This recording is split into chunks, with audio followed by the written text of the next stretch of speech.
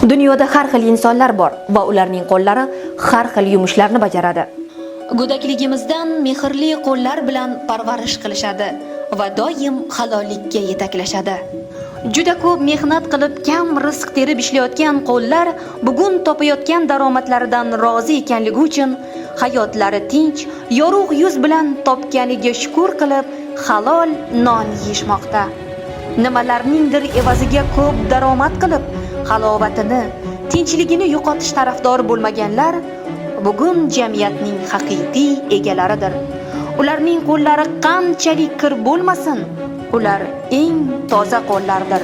Ular eng halol qo'llardir. Misol uchun, qassobning qo'li qon bo'lishi mumkin, sotuvchining qo'llari kir, ayollarning pishir kuydirdan qo'llariga rang tegishi mumkin.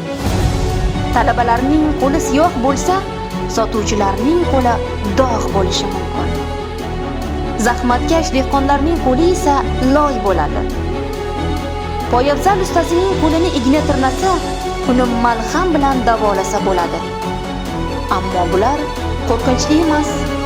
Chunki bu dog'larni suv bilan yuvsa ketadi.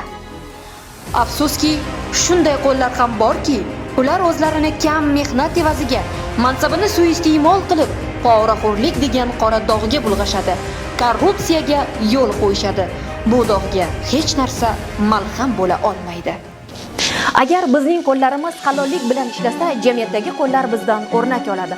Agar biz bir umr o'chmaydigan korrupsiyaning bo'yog'iga qo'limizni botirsak, qo'limizga kishanni solsak, u bo'yoq hech qachon yuvib bo'lmaydigan dog'ni olib keladi. Qo'llaringizni asrash o'z qo'lingizda. Butun dunyo taqdiri sizning qo'llaringizda. Biz birgalikda korrupsiyaga qarshimiz.